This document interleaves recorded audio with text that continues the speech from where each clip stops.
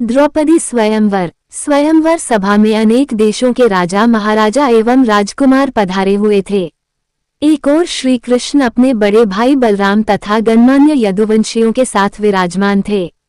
वहां वे ब्राह्मणों की पंक्ति में जाकर बैठ गए। कुछ ही देर में राजकुमारी द्रौपदी हाथ में वरमाला लिए अपने भाई धृष्टद्युम्न के साथ उस सभा में पहुंची।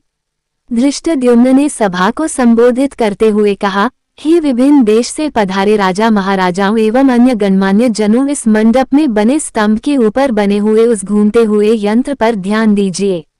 उस यंत्र में एक मछली लटकी हुई है तथा यंत्र के साथ घूम रही है।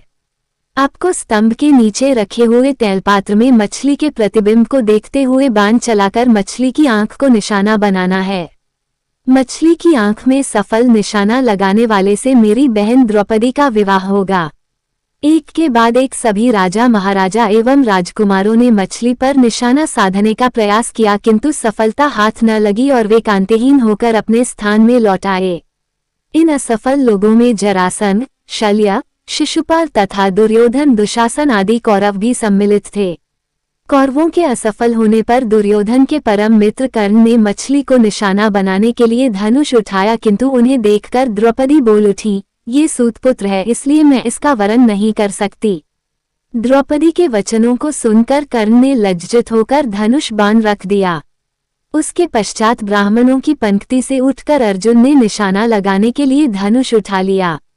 एक ब्राह्मण को राजकुमारी के स्वयंवर के लिए उद्यत देख वहां उपस्थित जनों को अत्यंत आश्चर्य हुआ, किंतु ब्राह्मणों के क्षत्रियों से अधिक श्रेष्ठ होने के कारण से उन्हें कोई रोक न सका। अर्जुन ने तैलपात्र में मछली के प्रतिबिंब को देखते हुए एक ही बाण से मछली की आंख को भेद दिया। द्रौपदी ने आगे बढ़कर अर्जुन के गले में वरमाला डाल दिया। एक ब्राह्मण के गले में द्रौपदी को वरमाला डालते देख समस्त क्षत्रिय राजा महाराजा एवं राजकुमारों ने क्रोधित होकर अर्जुन पर आक्रमण कर दिया। अर्जुन की सहायता के लिए शेष पांडव भी आ गए और पांडवों तथा क्षत्रिय राजाओं में घमासान युद्ध होने लगा। श्री कृष्ण ने अर्जुन को पहले ही पहचान लिया था, इसलिए उन्होंने बीच बचाव करके युद्ध को शांत करा दिया। दुर्योधन ने भी अनुमान लगा लिया कि निशाना लगाने वाला अर्जुन ही रहा होगा और उसका साथ देने वाले शेष पांडव रहे होंगे। वारणावत के लाक्षागृह से पांडवों के बच निकलने पर उसे अत्यंत आश्चर्य होने लगा। पांडव द्रौपदी को साथ लेकर वहां पहुंचे जहां वे अपनी माता कुंती के साथ निवास कर रहे थे। द्वार से ही अर्जुन ने पुकारकर अपनी माता से कहा, माते, आज हम लोग आपके लिए एक अद्भुत भिक्षा लेकर आए हैं। उस पर कुंती ने भीतर से ही कहा, पुत्रों, तुम लोग आपस में मिल बांट उसका उपभोग कर लो। बाद में ये ज्ञात होने पर कि भिक्षा वधू के रूप में है, कुंती को अत्यंत पश्चाताप हुआ, किंतु माता के वचनों को सत्य सिद्ध करने के लिए कुंती ने पांचों पांडवों को पति के रूप में स्वीकार कर लिया।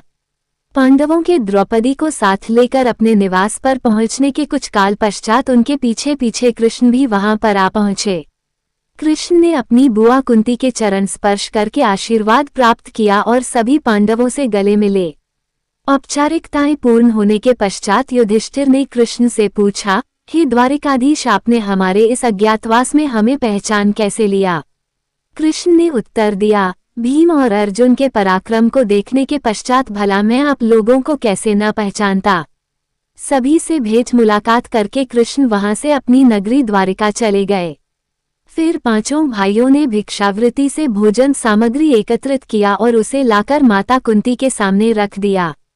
कुंती ने द्रौपदी से कहा, देवी, इस भिक्षा से पहले देवताओं के अंश निकालो, फिर ब्राह्मणों को भिक्षा दो, तत्पश्चात आश्रितों का अंश अलग करो। उसके बाद जो शेष बचे उसका आधा भाग भीम को और शेष आधा भाग हम सभी को भोजन के लिए परोसो। पतिव्रता द्रौपदी ने कुंती के आदेश का पालन किया। भोजन के पश्चात कुशासन पर मृगचर्म बिछा कर वे सो गए।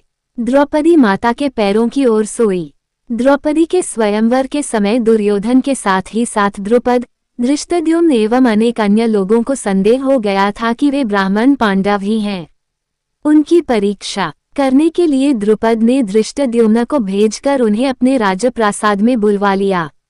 राजप्रासाद में द्रुपद एवं धृष्टद्युम्न ने पहले राजकोष को दिखाया, किंतु पांडवों ने वहां रखे रत्नाभूषणों तथा रत्न माणिक्य आदि में किसी प्रकार की रुचि नहीं दिखाई। किंतु जब वे शस्त्रागार में गए तो वहां रखे अस्त्र शस्त्रों उन सभी ने बहुत अधिक रुचि प्रदर्शित किया और अपनी पसंद के शस्त्रों को अपने पास रख लिया। उनके क्रियाकलाप से द्रुपद को विश्वास हो गया कि ये ब्राह्मण के रूप में योद्धा ही हैं। द्रुपद ने युधिष्ठिर से पूछा, हे आर्य, आपके पराक्रम को देखकर मुझे विश्वास हो गया है कि आप लोग ब्राह्मण नहीं हैं। कृपा करके आप अपना सही परिचय दीजिए। उनके वचनों को सुनकर युधिष्ठिर ने कहा, राजन, आपका कथन अक्षर सत्य है। हम पांडु पुत्र पांडव हैं। मैं युधिष्ठिर हूँ और ये मेरे भाई भीमसेन, अर्जुन, नकुल एवं सहदेव हैं। हमारी माता कुंती आपकी पुत्री द्रौपदी के साथ आपके महल में है। युधिष्ठिर की बात सुनकर द्रुपद अत्यंत प्रसन्न हुए और बोले, आज भगवान ने मेरी सुन ली।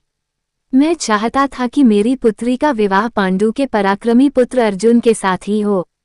मैं आज ही अर्जुन और द्रौपदी के विधिवत विवाह का प्रबंध करता हूँ। इस पर युधिष्ठिर ने कहा, राजन, द्रौपदी का विवाह तो हम पांचों भाइयों के साथ होना है। ये सुनकर द्रुपद आश्चर्यचकित हो गए और बोले, ये कैसे संभव है? एक पुरुष की अनेक पत्नियां अवश्य हो सकती हैं, किंतु एक स्त्री के 5 पति हों ऐसा तो न कभी देखा गया है और न सुना ही गया है। युधिष्ठिर ने कहा, राजन, न तो मैं कभी मिथ्या भाषण करता हूँ और न ही कोई कार्य धर्म या शास्त्र के विरुद्ध करता हूँ। हमारी माता ने हम सभी भाइयों को द्रौपदी का उपभोग करने का आदेश दिया है और मैं माता की आज्ञा की अवहेलना कदापि नहीं कर सकता। इसी समय वहां पर वेदव्यास जी पधारे और उन्होंने द्रुपद को द्रौपदी के पूर्व जन्म में तपस्या से प्रसन्न होकर शंकर भगवान के द्वारा 5 पराक्रमी पति प्राप्त करने के वर देने की बात बताई। वेदव्यास जी के वचनों को सुनकर द्रुपद का संदेह समाप्त हो गया और उन्होंने अपनी पुत्री द्रौपदी का पाणिग्रहण संस्कार 5 पांडवों के साथ बड़े धूमधाम के साथ कर दिया। इस विवाह में विशेष बात ये हुई कि देवर्षि नारद ने स्वयं पधारकर द्रौपदी को प्रतिदिन कन्यारूप हो जाने का आशीर्वाद दिया। पांडवों के जीवित होने तथा द्रौपदी के साथ विवाह होने की बात तेजी से सभी ओर फैल गई। हस्तिनापुर में इस समाचार के मिलने पर दुर्योधन और उसके सहयोगियों के दुख का पारावार न रहा। वे पांडवों को उनका राज्य लौटाना नहीं चाहते थे, किंतु भीष्म, विदुर, द्रोण आदि के द्वारा धृतराष्ट्र को समझाने तथा दबाव डालने के कारण उन्हें पांडवों को राज्य का आधा हिस्सा देने के लिए विवश होना पड़ गया। विदुर पांडवों को बुला लाए। धृतराष्ट्र, द्रोणाचार्य, कृपाचार्य, विकर्ण, चित्रसेन आदि सभी ने उनकी अगवानी की और राज्य का खांडव वन नामक हिस्सा उन्हें दे दिया गया। पांडवों ने उस खांडव वन में एक नगरी की स्थापना करके उसका नाम इंद्रप्रस्थ रखा तथा इंद्रप्रस्थ को राजधानी बनाकर राज्य करने लगे। युधिष्ठिर की लोकप्रियता के कारण कौरवों के राज्य के अधिकांश प्रजाजन पांडवों के राज्य में आकर बस गए।